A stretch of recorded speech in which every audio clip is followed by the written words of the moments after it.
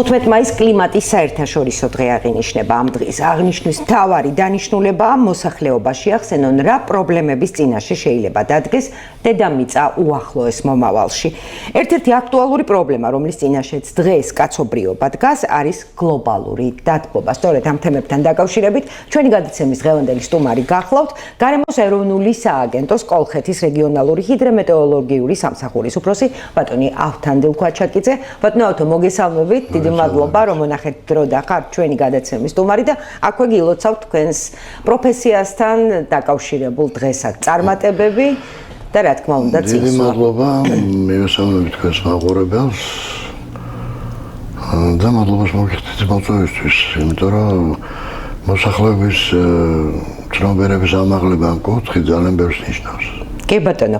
აი, საინტერესოა არის თუ არა ბატონო ავთო გლობალური დათბობა ამინდის ცვლილებების მიზეზი, უარესდება თუ არა კლიმატი, ან თქვენ გამისწორეთ თუ რაიმე ბევრ თქვი შესაბამისად? გლობალური კლიმატის გლობალური ცვლილება არის უფრო ფართო სპექტრი, იმიტომ რომ ისტორიული მრავალმილიონიანი ისტორიის მანძილზე დედამიწაზე ხდებოდა როგორც გამყინვარება, ასევე დათბობა. და მის საფუძველს აძლევს ის პალეონტოლოგიური გამოკვლევები, რომლებიც მიწისქვეშა გათხრებით ან ოკეანისკერზე ნარჩენებით ხდება ამის დადგენა საკმაოდ ზუსტი მეცნიერება. ანუ დედამიწაზე რამდენჯერმე იყო როგორც გამყინვარება, ასევე დათბობაც. ეხლა მიდის ამ პერიოდში ხშირად ყვარობენ გლობალური დათბობა, იმიტომ რომ მიდის ტემპერატურების უფრო ზრდა. მაგრამ არ არის გამორიცხული, რამდენიმე წლის შემდეგ ან შეიძლება სულ მალე პირიქით გამოიწვიოს ამან ტემპერატურის ვარდნა, პირიქით წავიდეს. პირუკუ პროცესი. ანუ ეს წინასწარ არავინ არ იცის, ამის პროგნოზირება შეუძლებელია. შეუძლებელია. უბრალოდ გლობალური ცვლილება კლიმატის და ეს დათბობა, რაც ახლა ხდება მსოფლიოში, ეს აძლიერებს ექსტრემუმებს. ნალექების, წყალდიდობების, სეტყვის, ქარიშხალის, კარბონების. დიახ, ძალიან ხშირად გაიგონებთ, რომ აი შეიცვალა კლიმატი, ამინდი შეიცვალა, ამდენი წყალდიდობა არ იყო. კი ბატონო, ეხლა წაებდე 10-11 რიცხვში, თითქმის მთელი მსოფლიოს მრავალი ქვეყანა მოიცვა წყალდიდობამ, სეტყვამ და ამ შემდეგ. ამიტომ რომ ახლა ამას წინათ ნახე რომ საუდის არაბეთში უდაბნოში წყალმა დაიწყო დინება, ისე რომ წვიმები არ ყოფილა. წყალმა დაიწყო ამოსვლა. ბუნებას აქვს თავისი რაღაც კანონზომიერებები, რომლებშიც ეთყობა ძალიან ღრმად ჩარევა არ არის სასურველი. რა თქმა უნდა, ბუნების პროცესები უნდა მოარგო სახალხო მეურნეობას, მაგრამ როცა ზრმადერები ბუნებრივი პროცესებში იგივე მდინარეებს, დაბინძურებას თუ სხვა რამეს შეეხები ძალიან, აი მაგალითად მდინარეები ვახსენე, იმიტომ რომ საბჭოთა კავშირის დროს ძალიან მოდაში იყო აქტუალური ამ მდინარეების გადაგდება, გადმოგდება, კალაპოტების შეცვლა, სარწყავად გამოყენება და ეს შემდეგ. ამიტომ ძალიან ფრთხილი მოპროვებდა ნებისმიერ.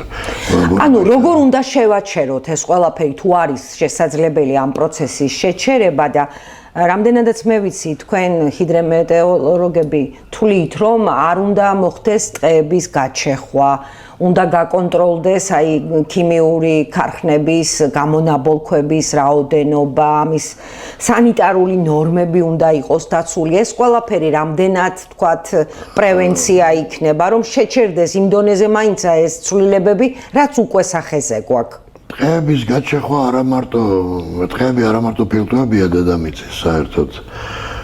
აქ ყველაზე მთავარი ის კი არ არის ჩვენ 1 ჰექტარ და 2 ჰექტარ ტყეს თუ გავჩეხავთ, ეს გლობალურ მასშტაბში, მსოფლიო მასშტაბით ამინს ვერ შექმნის, თუ შექმნის. ვერ შექმნის, ძალიან მცირე მიკროკლიმატი შეიძლება შეცვალოს.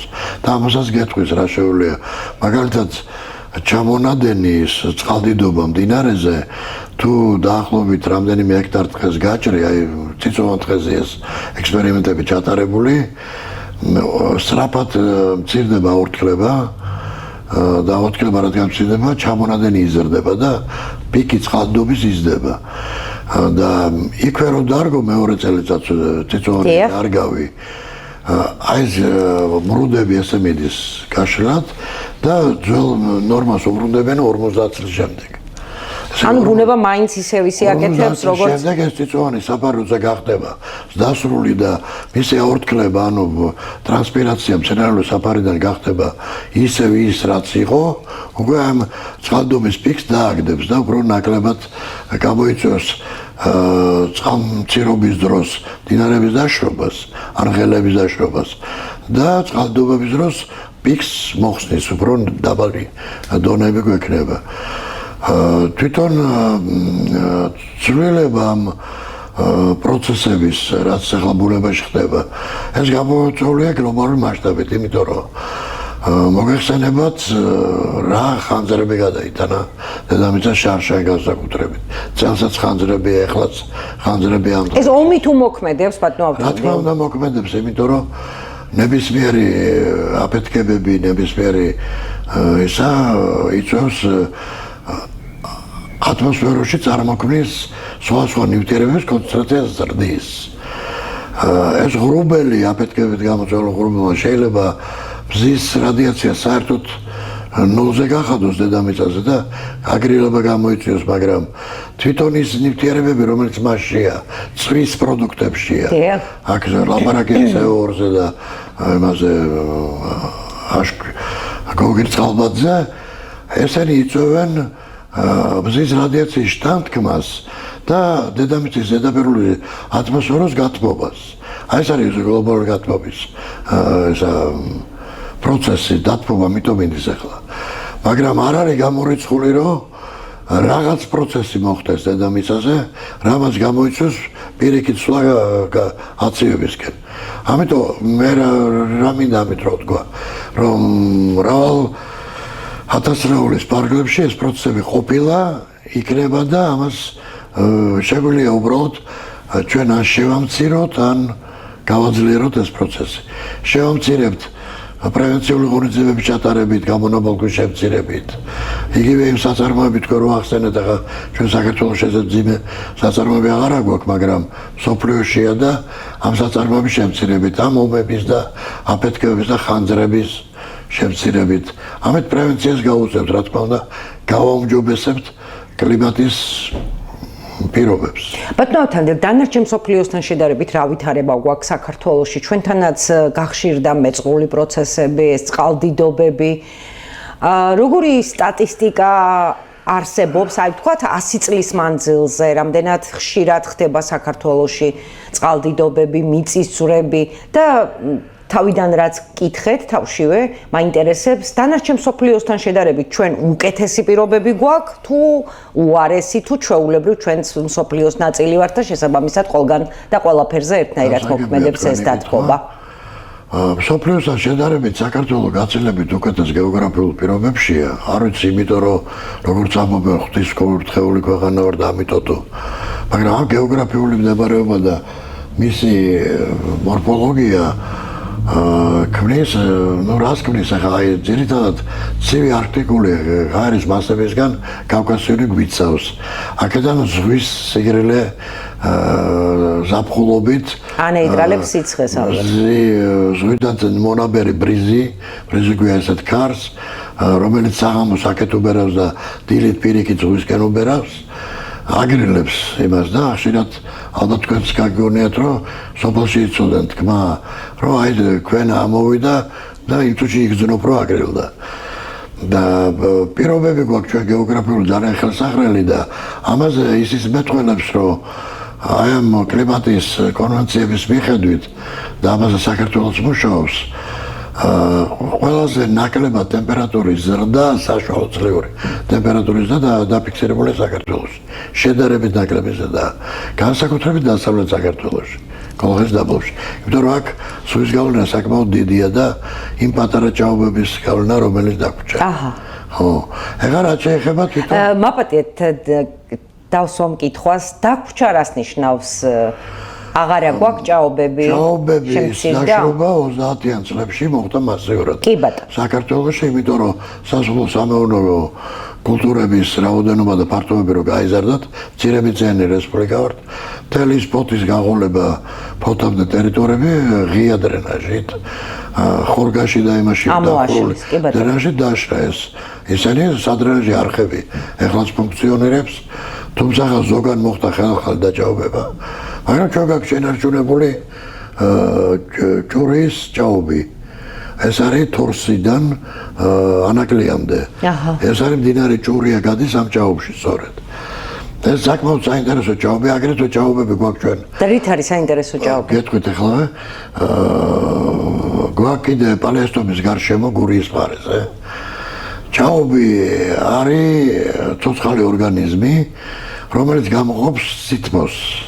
იქ ტორფის გამოყოფ წარმოქმნა ხდება პომპის შედეგად და სითბოს გამოყოფს. მე სხვა შორის ახალგაზრდებს ვუთხარი რამდენიმეს, რომ თუ დაინტერესდებიან, შეიძლება ეგეთი კვლევის ჩატარება და თემათაც გამოადგებათ.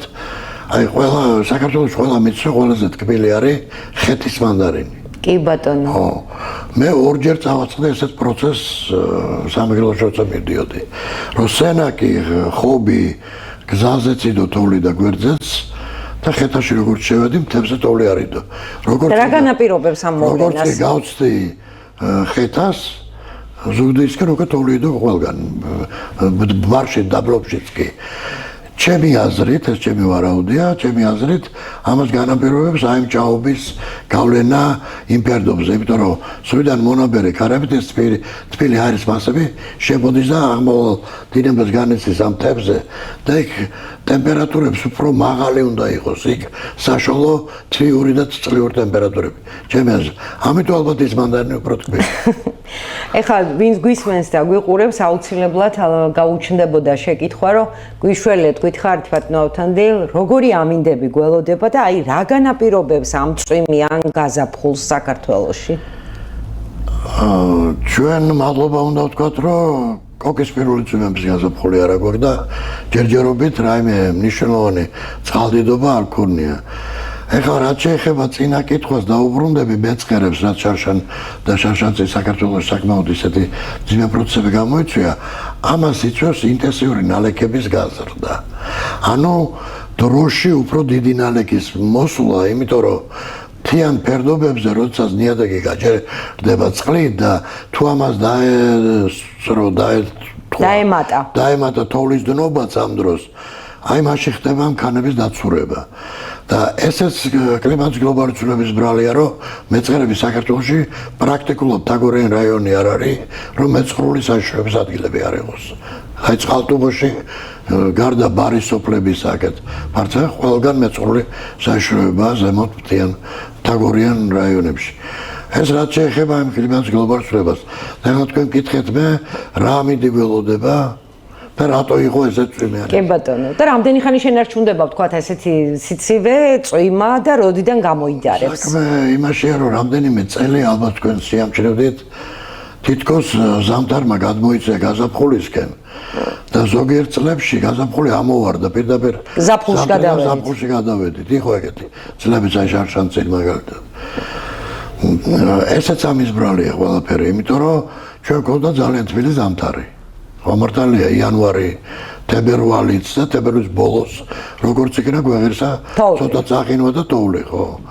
იმიტომ რომ ცოტა არ იყო ბატონო ავთანდილ, დაიღუპა ხალხი, დარჩა უგზოთ, უკლოთ. ხო, ნუ ეს ახლა აჭარა ვანის და იმ რაიონებში რა თქმა უნდა ძალიან დიდი თოვლი მოვიდა. ხო, ესეც ანომალური მოვლენაა. ანომალია არის თუ არა ისო თქვათ გუშინ ხაშურში თოვდა? ანომალია რა თქმა უნდა, ახლა აპრილში, მაისში უკვე რომ მოტოს თუნდაც 900 მეტრ სიმაღლეზე ზღვის დონიდან. ეს ანომალია. თუმცა ჩემი მოხუცი მეზობლისაგან ვიცი რომ მაისში ადრეც ყოფილა მის ახალგაზრდობა თუ ბავშვობაში თოვლი საქართველოში. არის ეგეთ წლები ყოფილა და იქნება. მაგრამ მე მაგალითად მახსოვს 9 აპრილს ქუთაისში ისე მოტოვა რომ საფრთხეს მაგალითად ვერ ავედი. ხო, რაღაც 2 საათში. მაისშიც მოუტოვია ქუთაისში. არის შემთხვევები დაფიქსირებული, რომ ივნისში ყოფილა ამერიკაში თემაშტოული მოსულა და აქ საქმე იმაშია, რომ ისეთ რაიონებში ხდება გაუცხოებული პროცესი, ამინდის პროცესები, რომლებიც მისთვის უცხოა. აი თოვლით თქვა საუდის-არაბეთში ეხლა თოვლით უნდაც ხაშურში ამ პერიოდში ნაკლებად მოსალოდნელია, მაგრამ ყოფილა და კიდე იქნება. კი ბატონო, და როდის მოვრჩებით ამ თოვლს და წვიმას? თოვლს და წვიმას ხვალ უკვე დათმება შედარებით, იმიტომ რომ თან ტემპერატურებია დაბალი. დღეს 16 გრადუსია ტემპერატურა, 15 და 8. მეტეოსადგურის მონაცემებს გეუბნებით, ქალაქში შეიძლება ცოტა მეტია, იმიტომ რომ ქალაქს ახასიათებს უფრო გათბობა ეს ტრანსპორტის გამო, ბინების გამო და თუნდაც ადამიანების რაოდენობის გამო. სითბოს გამოყოფთ ყველა შავი სხეული ადამიანის და ნიადაგიც. და ხვალიდან უკვე 24 გრადუსამდე აიწევს ტემპერატურა, ნალექი შეწყდება, ხვალ ნალექი არ გვექნება. 17-ში შაბათს გვექნება საკმაოდ კარგი ამინდი და მზიანი. აი ძალიან ესეც ის არის ანომალია, რომ დღეს 16 გრადუსია და შაბათს გვექნება 29-30 გრადუსი. 14 გრადუსიანი ნახტომი გვექნება ტემპერატურა. არა და სიცხე და სიცივე ქანებს.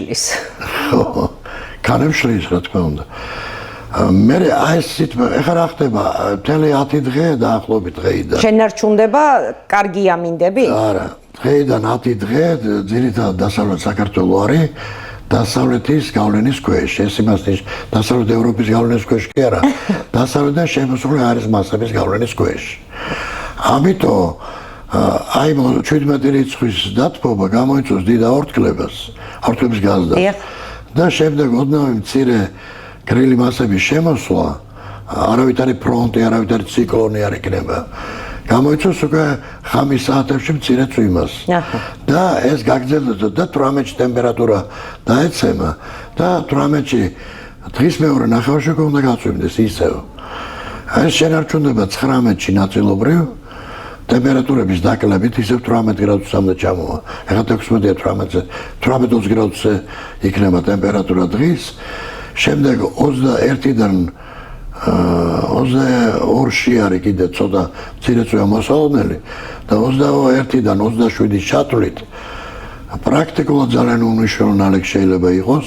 და 27-ის მერე რა ხდება? 27-ის მერე ისევ ტემპერატურების ზრდას თქვათ რომ ეხლა ძალიან დაცხეს მაისის ბოლომდე არ იქნება. ეს შენარჩუნდება 30 გრადუსამდე, 24-30 გრადუსი, იმ 27-მდეც ტემპერატურები ნარჩუნდება 24-დან 27 გრადუს ფარგლებში. საკმაოდ თბილა. კი, საკმაოდ თბილია ახლა დღევანდელთან შედარებით ნორმალური ამინდია. კიდევ ერთ შეკითხვა მაქვს, შესაძლებელია თუ არა წინასწარ პროგნოზირება იმისა, როგორი ზაფხული გვექნება? ეს პრაქტიკულად შეუძლებელია, იმიტომ რომ გრძელვადიანი პროგნოზები კეთდებოდა სამეფო კავშირის დროსაც და შემდეგაც. დიახ. მეც ვაკეთებდი სხვა შორის ქუთაისისთვის გრძელვადიან პროგნოზებს სტატისტიკის მიხედვით და ამაზე მთელი ის სჭირდებოდა ძველი მასალების ამოღება და რაღაც მეახლოებული წლების, ანუ ერთმანეთთან დაახლოებული ციკლების მოძებნა. ამის მიხედვით რომ ვაძლევდი გამართლება მაშინ 70-75%, 65% არ არის ცუდი. და კარგი იყო, მე მახსოვს ჩემთან ჟურნალისტების დადიოდა მთელი წლის პროგნოზს იწერდნენ. და მე შევწყვიტე და რატო? იმიტომ რომ გლობალურ ცვლილებას რო ლაპარაკობთ კლიმატსაც, ეს სტატისტიკა დაირღვა. გასაგებია. და აღარ ედრება და რო პროგნოზირებადი აღარ არის. რო შევხედო რომ 40-45%-ზე ჩამოვიდა გამართლება. სტალინის თქმის არ იყო სინოპტიკოსებმა რო უთხრეს 45% გვაქვს. გამართლება სტალინმა უთხრა უკუღმა გამოაცხადეთ თქვენც და 55 გექნებათ. აზრი აღარ ქონდა. მიხვდით? ანუ ეს პროგნოზი გრძელვადიანი დამოკიდებულია სტატისტიკაზე. ანუ მთელი ამ დაკვირვების მასალების ვიდან მოდელის გამოყვანაზე ან რაღაც წლების ურთიერთშედარებაზე ამის მიხედვით. და ხა როდესაც ესეთი ცვლილებებია კლიმატში, ამის სტატისტიკურად განხილვა ძალიან ძნელია. ძალიან დიდი მადლობა ყოველ შემთხვევისთვის დაგვაიმედეთ, გითხარით რომ სიცივეები ნაკლებად გვექნება, წვიმას გადავიტანთ, არ არის პრობლემა, მთავარია იყოს სითბო და ხშირად არ წვიმდეს. ნუ 18-19-20-ში მაინც სიგრელია 18-20 გრადუსი. გრილი ამ პერიოდის. მე ისე მოიმატებს 24-დან 27 გრადუსამდე. მთავარი დაგვავიწყდა ბატონო ოთანდილ, ქარი და ქუთაისი. თქვენ წარმოგიდგენთ 27-მდე რომელიც ხომდას მე ხო თქვენ პროგნოზი მოგეცით ქუთაისში ძლიერი ქარი ან დასავლეთის ან აღმოსავლეთის მოსალოდნელი არ არის ისევე როგორც არ ველოდებით რაიმე თავსხმად ძლიერ წვიმას ან წყალდობას ან რაიმეს მერცმე დაგვიწყდა ასე შვიდად შეგვიძლია ვიყოთ ძალიან დიდი მადლობა და გემშვიდობებით ტელემაყურებელს შევახსენებ, რომ ჩვენი გადაცემის დღევანდელი სტუმარი გახდათ გარემოს ეროვნული სააგენტოს კოლხეთის რეგიონალური ჰიდრომეტეოროლოგიური სამსახურის უფროსი ავთანდილ ქვაჩაკიძე. მადლობა რომ გვიყურეთ. მშვიდობიან ღამეს გისურვებთ. ერთმანეთს შევხვდებით ხვალ 20 საათსა და 30 წუთზე მეგატივის არხზე. ნახვამდის.